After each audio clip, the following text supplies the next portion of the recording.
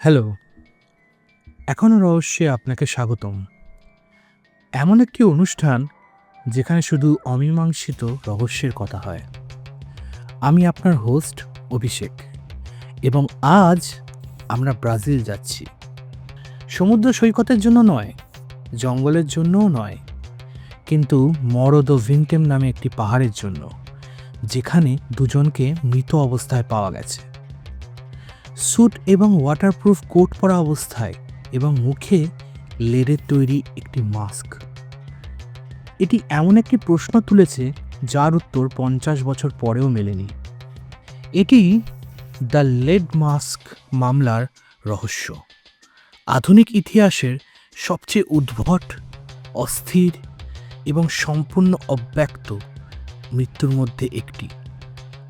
সময়টা 1966 সালের 20 আগস্ট। ব্রাজিলের রিও ডে জেনেরিও থেকে উপসাগরের ওপারে নিটেরোই শহরে একটি ছোট ছেলে ঘুড়ি ওড়াচ্ছিল। সে মরো দো ভিনটেম নামে পরিচিত একটি খাড়া পাহাড়ে চড়ে এবং একটি অদ্ভুত দৃশ্য দেখে চমকে যায়। দুটি দেহ পাশাপাশি শুয়ে আছে, আংশিকভাবে ঘাস দিয়ে ঢাকা। দুজনেই পুরুষ, স্যুট পরে আছে, সাথে ওয়াটারপ্রুফ কোটও পরে আছে, যেন তারা সবেমাত্র একটি বিয়েবাড়ি থেকে বেরিয়ে এসেছে। এবং দুজনেই অদ্ভুত সীসার মুখোশ পরে আছে, যা তাদের চোখগুলোকে ঢেকে রেখেছে। ঢালাইয়ের কাজ করার সময় যেরকম মুখোশ পরে, ওই রকম মুখোশের কথা ভাবুন। এগুলি কিন্তু হেলমেটের সাথে সংযুক্ত নয়, শুধু পুরু সীসার মাস্ক মুখের সাথে এঁটে দেওয়া। রক্ত নেই, কোনো চোট লাগেনি, সংঘর্ষের কোনো লক্ষণ নেই। পুলিশ ডাকা হয়, তদন্তকারীরা আসে এবং তারা যে খুঁজে পায় তা এটিকে আরও অদ্ভুতুরে করে তোলে। দেহের পাশে আছে খালি জলের বোতল, দুটি ভেজা তোয়ালে, একটা ছোট নোটবুক, আর সেই নোটবুকে কুখ্যাত একটি নোট।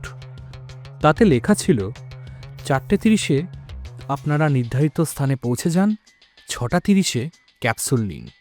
ক্যাপসুলের এফেক্টের পর মাস্ক সিগন্যালের জন্য অপেক্ষা করুন, মেটালটা রক্ষা করুন। ওটাই তো, ক্রিপ্টিক, রোবোটিক, প্রায় নির্দেশাবলীর মতো। কিন্তু নির্দেশ কিসের জন্য? ওই পুরুষদের শীঘ্রই চিহ্নিত করা হয়েছিল। মানুয়েল পেরেরা দ্য ক্রুজ এবং মিগেল জোসেফ ভিয়ানা প্রায় 175 মাইল দূরে ক্যাম্পোস ডস গোয়েটাকাজেস শহরের দুই ইলেকট্রিক টেকনিশিয়ান ছিল। তারা সুপরিচিত, শিক্ষিত এবং বছর 30-এর মতো তাদের বয়স ছিল। 17 আগস্ট তারা তাদের পরিবারকে বলেছিল যে তারা কাজের জন্য উপকরণ কিনতে রিওতে যাচ্ছে। পরিবর্তে তারা নিটেরোই শহরের বাসে চাপে এবং পৌঁছায় 2:30 নাগাদ। তদন্ত করে জানা যায় যে তারা ওয়াটারপ্রুফ কোট কিনেছিল সেখানে। তাদের কাছে পাওয়া রসিদগুলো থেকে জানা যায় যে তারা জলের বোতলটিও কিনেছিল একটি লোকাল বার থেকে। পরে যেই বোতলটি ঘটনাস্থলে পাওয়া যায় এবং জলখাবার ওই লোকাল বারেই করেছিল। সেই বারের ওয়েট্রেস বলেছিল যে মিগেলকে চিন্তিত মনে হচ্ছিল, খুব নার্ভাস ছিল এবং সারাক্ষণ তার ঘড়িটা দেখছিল। তারপর তারা পাহাড়ে ওঠেন এবং মারা যান। ময়নাতদন্ত খুবই দেরিতে হয়েছিল, মানে কয়েক সপ্তাহ পরে। ব্রাজিলের গরম তাপ এবং বৃষ্টি দেহগুলোকে খুবই খারাপভাবে পচিয়ে ফেলেছিল, যা কোনো রকমের নির্ভরযোগ্য টেস্টিংয়ের জন্য খুবই খারাপ ব্যাপার। মৃত্যুর কারণ অমীমাংসিত, কোনো আঘাত নেই, কোনো বিষ পাওয়া যায়নি। তবে টক্সিকোলজি রিপোর্ট তখন অতটাও ডিটেল ছিল না। তাহলে কি হয়েছিল? আসুন সেই থিওরিগুলো নিয়ে কথা বলি। থিওরি 1, একটি সায়েন্স এক্সপেরিমেন্ট গণ্ডগোল হয়েছে। সবাই এটাই বিশ্বাস করেছিল যে তারা এলিয়েনদের সাথে যোগাযোগ করার বা অন্য ডাইমেনশনে প্রবেশ করার চেষ্টা করছিল। অবাস্তব শোনাচ্ছে, তাই না? কিন্তু যখন আপনি তাদের ব্যাকগ্রাউন্ড জানবেন তখন মনে হবে না। ম্যানুয়েল এবং মিগুয়েল আধ্যাত্মিকতা এবং এসোটেরিক সায়েন্স নিয়ে খুবই চর্চা করতেন। সহকর্মীরা বলেছিলেন যে তারা আত্মাদের সাথে কথা বলার জন্য যন্ত্র তৈরি করছিলেন। কিছু মানুষ বলেন যে তারা একটি স্পিরিচুয়াল গোষ্ঠীর অংশ ছিলেন, যারা স্পিরিটদের সাথে যোগাযোগের জন্য সাইকিক শক্তি এবং রেডিও ট্রান্সমিশন নিয়ে পরীক্ষা নিরীক্ষা করছিল। কেউ কেউ অনুমান করেন যে সীসার মুখোশগুলি একটি আধ্যাত্মিক যোগাযোগের ঘটনা চলাকালীন যে তাপ বিকিরণ বা আলো বের হয় তা থেকে নিজেদের রক্ষা করার জন্য ছিল। সম্ভবত নোটে উল্লিখিত ক্যাপসুলগুলি মাদকদ্রব্য ছিল, তাদের ইন্দ্রিয়গুলোকে আরও সচল করার জন্য। কিন্তু যে পরীক্ষাই তারা করছিলেন সেটা শেষমেশ পরিণতি মৃত্যুই হলো। থিওরি 2, আত্মহত্যা নাকি আত্মবলি। অনেকে মনে করেন যে এটি একটি আনুষ্ঠানিক আত্মবলি ছিল, অনেকটা নরবলির মতো। অথচ এমন কোনো প্রমাণ নেই যে তারা মারা যেতে চেয়েছিল। কোনো শেষ চিঠি নেই, ডিপ্রেশনের কোনো পূর্বলক্ষণ নেই। আর কেন তোয়ালে নিয়ে আসবেন? কেন ভাগ করে নেওয়ার জন্য কেবল একটি বোতল জল কিনবেন? এত সমস্যায় যাওয়ার দরকার কি যদি শান্তিতে শুয়ে অপেক্ষা করার থাকে? এটা ঠিক মানাচ্ছে না।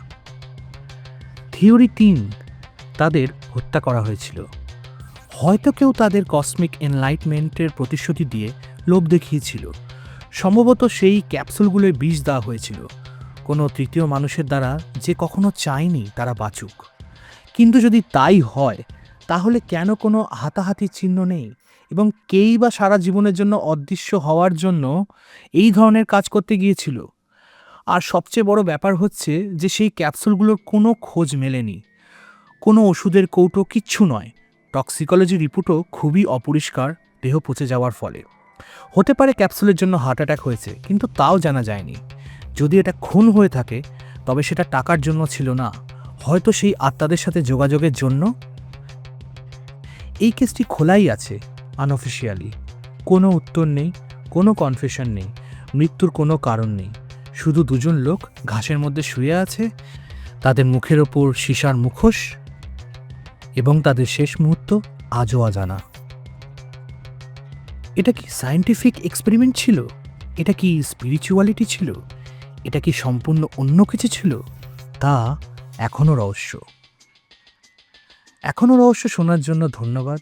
আপনি যদি এই পর্বটি উপভোগ করেন তাহলে অবশ্যই সাবস্ক্রাইব করুন এবং নিচে কমেন্ট করুন। এটি আমার এপিসোডগুলোকে আরও মানুষের কাছে পৌঁছতে অনেক সাহায্য করবে। লিড মাস্ক মামলা সম্পর্কে কোনো তথ্য আছে আপনার? যদি থাকে তাহলে সেটি অবশ্যই কমেন্ট করুন। এবং মনে রাখবেন, এই ঘটনার সত্যটি হয়তো আছে, কিন্তু কখনো কখনো সেটি ধুলোয় ঢাকা পড়ে যায়। আগামী এপিসোডে দেখা হচ্ছে। আমি অভিষেক। Good bye.